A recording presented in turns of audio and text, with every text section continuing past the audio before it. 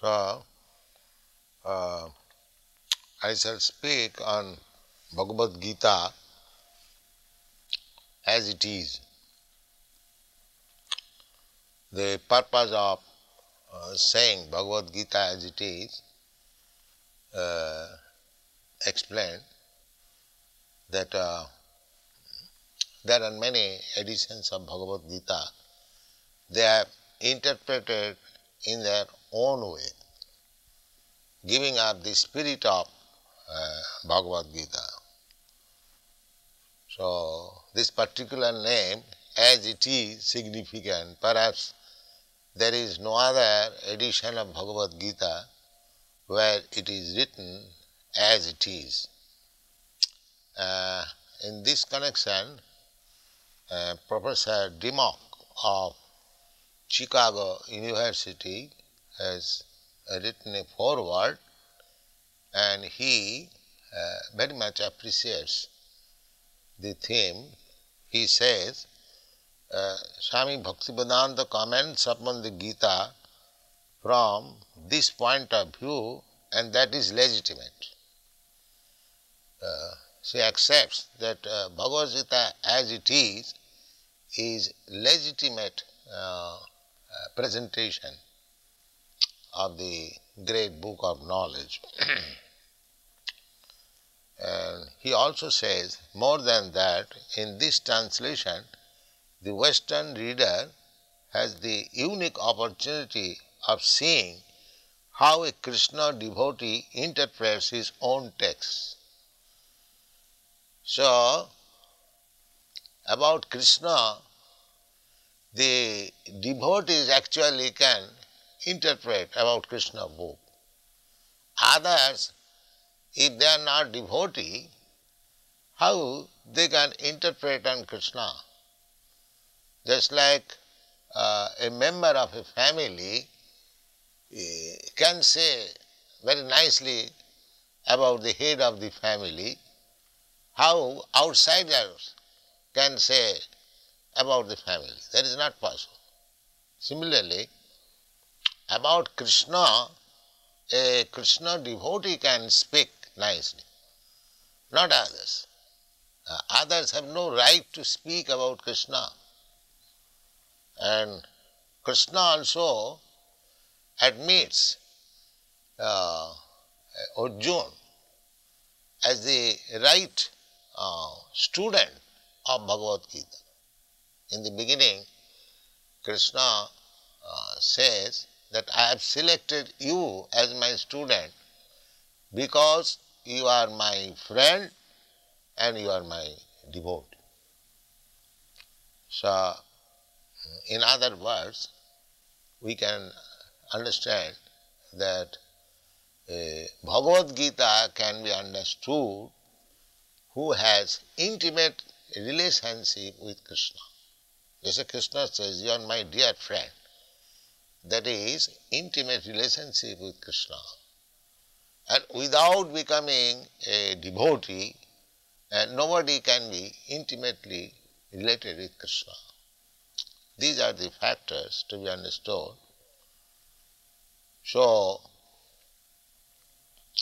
this Bhagavad Gita was spoken 5,000 years ago to Arjuna in the battlefield of Kurukshetra, and the science of understanding God is there in this Bhagavad Gita. Bhagavad Gita is the science of God. Everything has got some science, scientific book to understand that particular subject matter. Similarly, there are different types of concept of God. Generally, they take it as an idea, but we don't take it as idea. We take God as concrete fact. Just like you are seeing me, I am seeing you. This is concrete fact. Similarly, A God can be seen by you, and God is already seeing you. There is no doubt about it. But you can see also God. So that process we have to understand, how to see God. That process is mentioned in all the Vedic scripture. That is called Bhakti Yoga, that process. Krishna also says in the Bhagavad Gita, Bhaktya mam abhijanati javan jasyami tat. If anyone wants to know Krishna, what he is, then one has to accept the process of Bhakti Yoga. There are different types of yogas. Yoga means linking oneself with the Supreme Personality of Godhead. So, speculative yoga will not help us. You have to take concrete yoga. Concrete yoga is Krishna consciousness. So,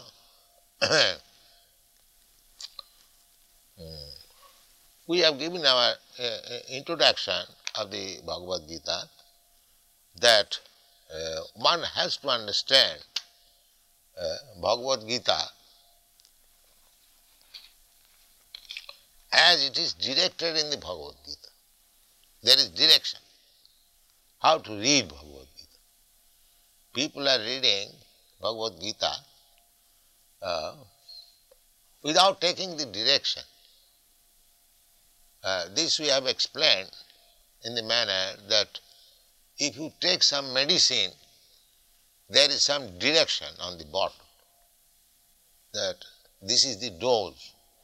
You take so many drops, so many times, that is direction. Similarly, for understanding Bhagavad Gita actually, you have to accept the direction as given by the author himself, Krishna. He says that long ago, some 40 millions of years ago, he first spoke this Bhagavad Gita to the sun god. And sun god transmitted the knowledge to his son Manu. And Manu transmitted the knowledge to his son Ikhaku. Imam vivassati yugam prattavan aham abhayam. Vivashan manave praha manu Ikhaka vibravit. So, the Rajarshis, they are all kings. Manu is king, Maharaj Ikhaku is also king, and the sun god Vivashan, he is also king. He is the king of the sun planet, and his grandson Ikhaku became the king of this planet, Maharaj Ikhaku, and in this dynasty, which is known as Raghuvansha, Lord Ramchandra appeared. It is a very old monarchical family, Ikhaku Vansha, Raghuvansha. Vansha means family. So, formerly, the kings, the head of the administrative executive, they used to learn the thesis or the injunction given by God. So, according to Bhagavad Gita, only a devotee of Krishna, a person who is intimately related with Krishna, he can understand what is Bhagavad Gita. So, Krishna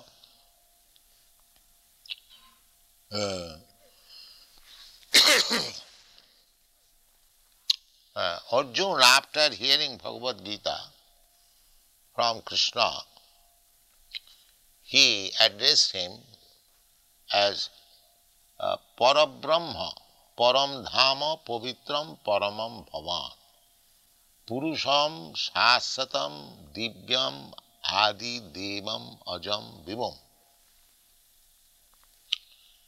He understood Krishna as Parabrahma. Parabrahma means the supreme truth, absolute truth, Parabrahma.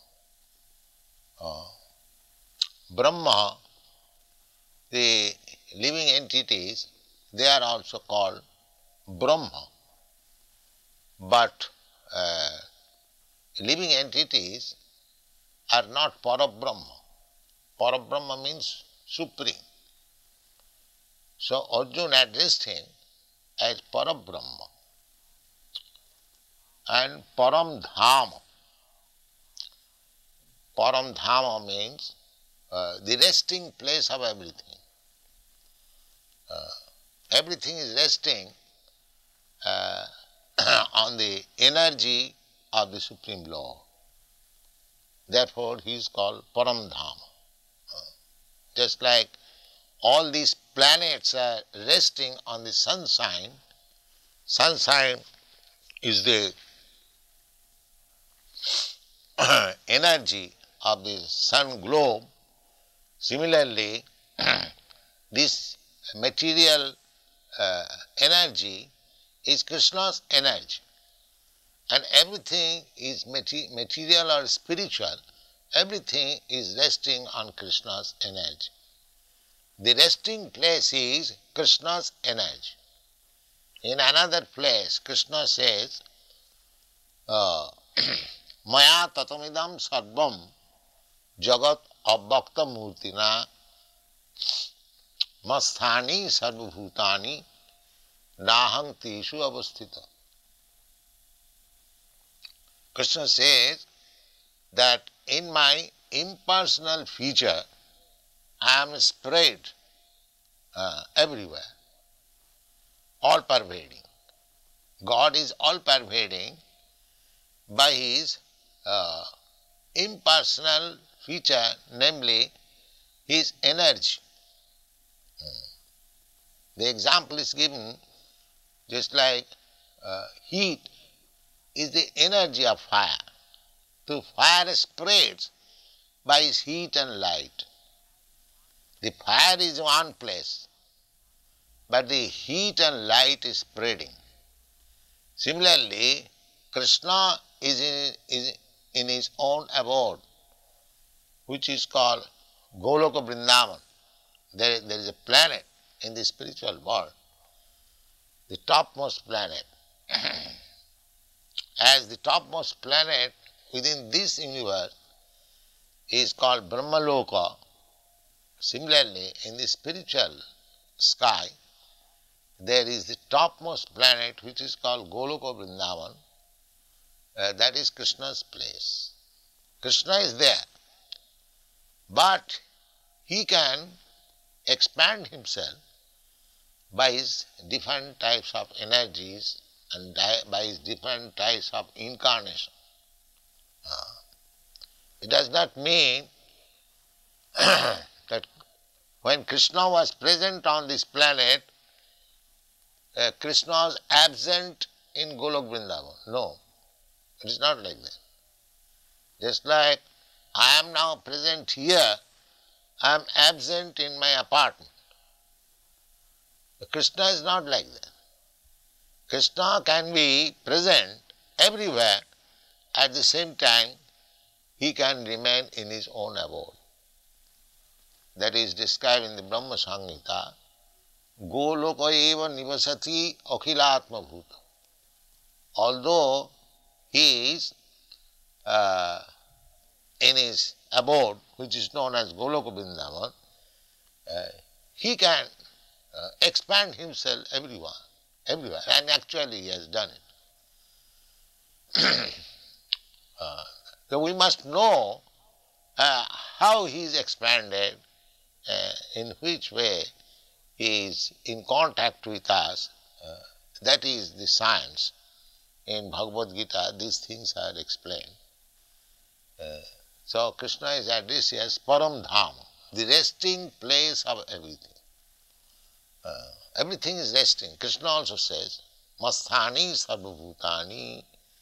Everything, material manifestation, is resting on him. Nahang Teshu Avasthita, but I am not there. These contradictory things. Everything is resting on him, but I am not there. But it is not contradictory.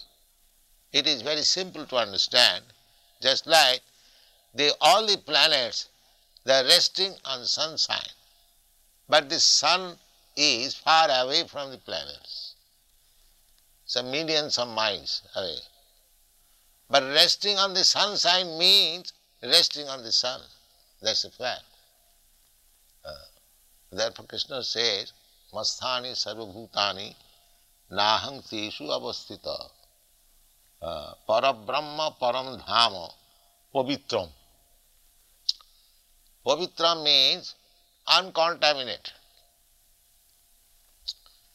When we come to this material world, we are also spirit soul, Brahma, not exactly as good as Parabrahma, Krishna, but still, because we are part and parcel of Krishna, we are also Brahma, Pavitra. Pavitra means pure. Just like the particle of gold is also gold. If gold is pure, the particle is also pure. So, Krishna comes to this world, we also come to this world, but we are contaminated, but Krishna is not contaminated. The example is, just like in the prison house, there are many prisoners, but if the king or some king's representative minister goes into the prison to inspect things, how things are going on, it does not mean that the king or his minister is also a prisoner. He is not prisoner. But we, living entities, we have been entangled with these material modes of nature. But Krishna never becomes involved in these modes of material nature. Therefore he is called Pavitram Paramam, absolute, pure, Bhavan. Bhavan means you, your lordship. And Purusham. Purusham, he is addressed as a person.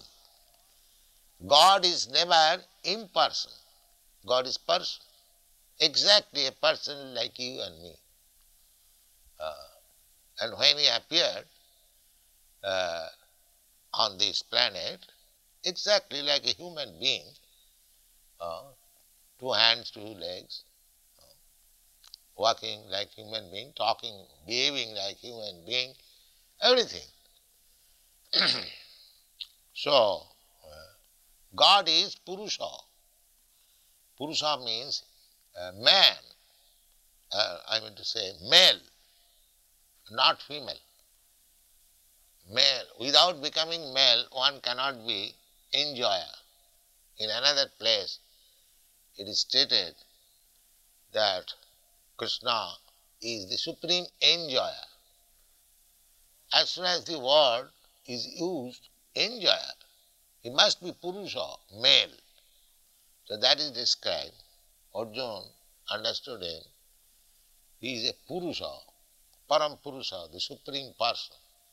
In another place, Krishna is described as Purushottam, the best of the males. So, Purusham Shasatam. Shasatam means eternal. The Mayavadi philosopher, they think that the absolute truth is impersonal.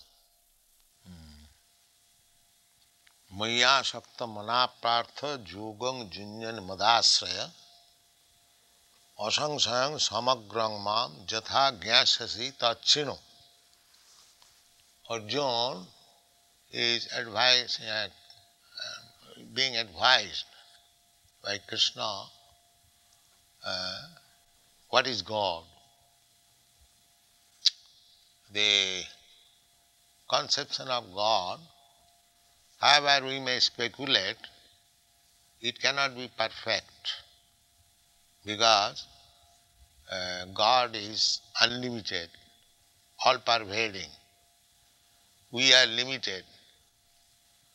So, actually, unless God Himself reveals Himself to the devotee, it is not possible to understand what is God. Therefore, God Himself, Krishna, is speaking about Himself. The process is Maya Sakta Mana. One has to increase attachment for Krishna. We have got now attachment for material things. We have to divert that. Our position is that we must have attachment for something. That is fact. So now, on the bodily concept of life, we have got attachment to this body, and anything pertaining to this body, we have got attached. Just like I have got attachment for my wife. Why? There are millions and thousands of women, beautiful women. I have no attachment for them, but my attachment for my wife, even though she may not be very beautiful, is a fact. Why? Because due to her relation with my body. And similarly, I have got attachment for my country, I have got attachment for my home, my so many things, because I am thinking I am this body, and anything in connection with this body, I am thinking mine. So at the present, my conception of I and mine is wrong. Therefore, if we divert that attachment to Krishna, then we can understand Krishna or God perfectly well. Krishna is just like sun. When there is sunshine, you can see the sun and yourself also. Without sunshine, in the darkness of night, neither you can see the sun nor yourself.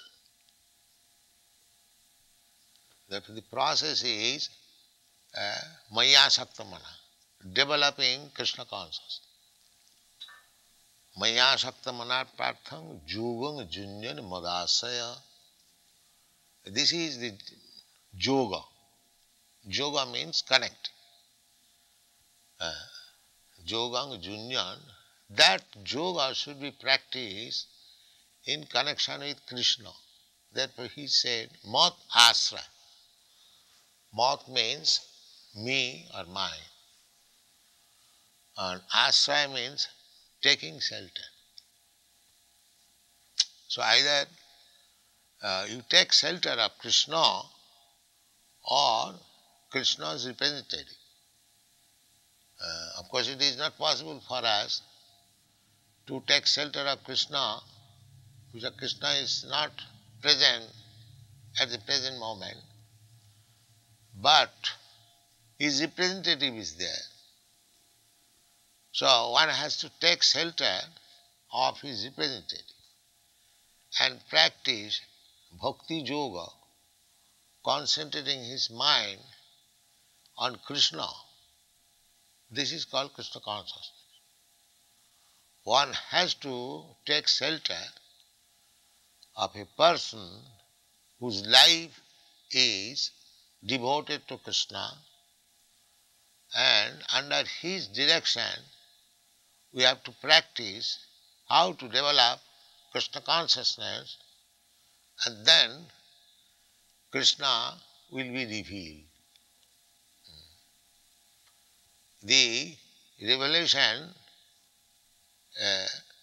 proportionate revelation, is proportionate advancement in seeing Krishna directly.